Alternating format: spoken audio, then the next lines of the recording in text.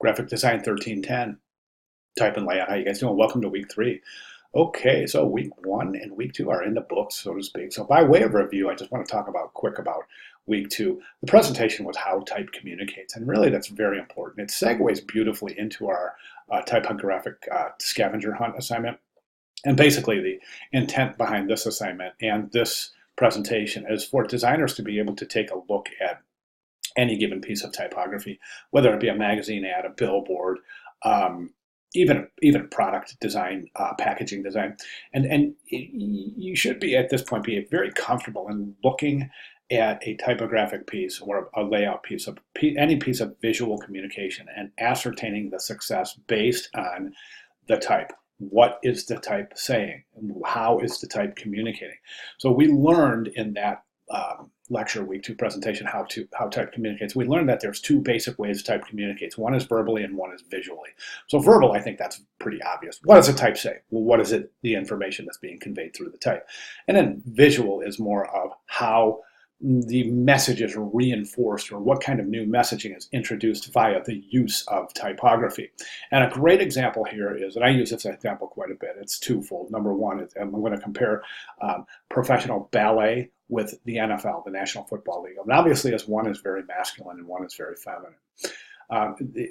How type communicates is really, in the nutshell, can be looked at like this. Okay, so if we have a magazine ad for the National Football League, or this, you can substitute this for anything that's masculine, like tools or pickup trucks, things like that. And so we consider that to be somewhat of a masculine audience, right? Typically, and then conversely, we have things like ballet or dance, quite often makeup and cosmetics.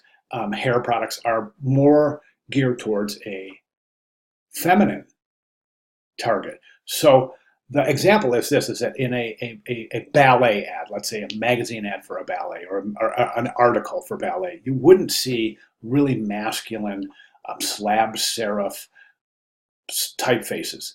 You would see more of a scripted feminine typeface. And conversely, in a magazine ad or an article for the NFL, you wouldn't see elegant scripted typefaces because it's a masculine audience. So basically, the example here is meant to get you to understand that type does communicate. The physical demeanor, the visual demeanor of any typeface says things about the communication.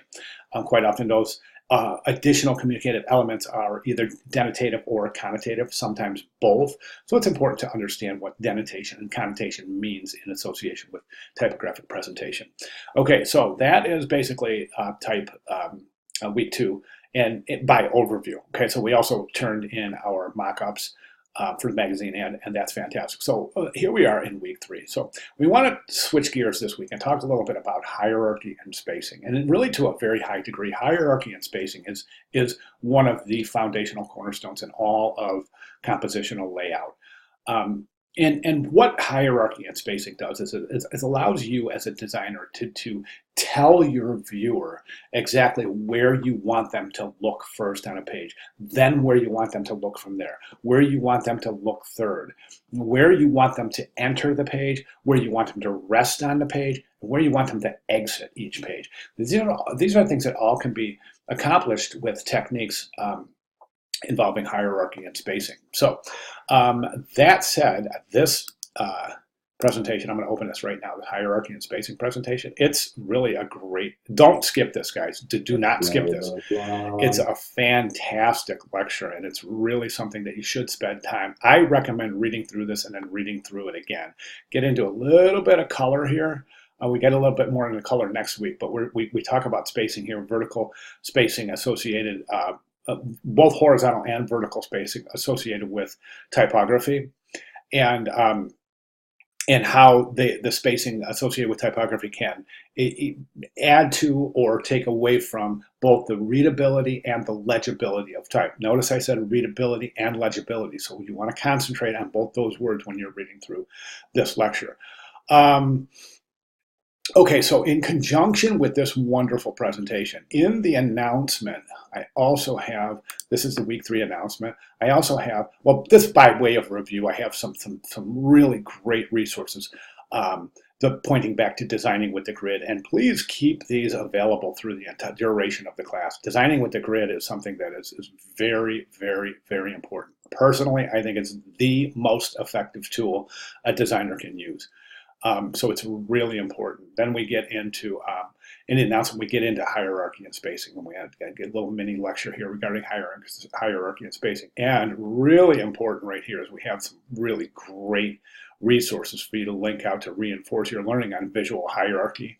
And then down here, we have additional resources meant to bolster your understanding of spacing as it relates to typography. Okay, so again, that presentation, you definitely don't want to miss that. You don't want to skip that presentation. Back to week 3. So we've got a few things. We've got this other assignment. And this is a really good assignment. It's a basic assignment, and it's very, very. You regularly see business card design in classes associated with type and layout, beginning type and layout, because business cards are a really great way to practice typography and a fantastic way to study hierarchy, visual hierarchy. So the business card design is a really great assignment here. I'll go through that in 1 second. But note that we have 2 critiques this week. One is for the final submission for Project 1. That's the magazine at spread. And then we have another critique for the business card design.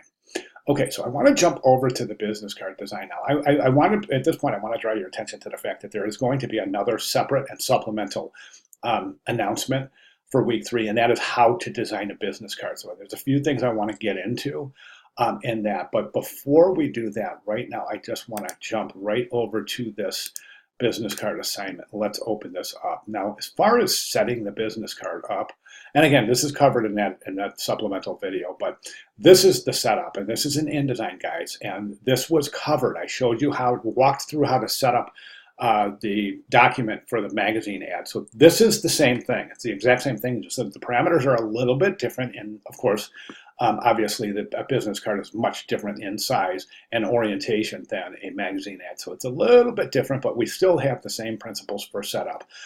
We've got some templates here. I'll go over those in that separate video, and I will. And again, I want to reinforce the importance of watching that how to design a business card supplemental video, in addition to the Welcome to Week 3 video. So at this point, this is about all I have for this video, this introductory video.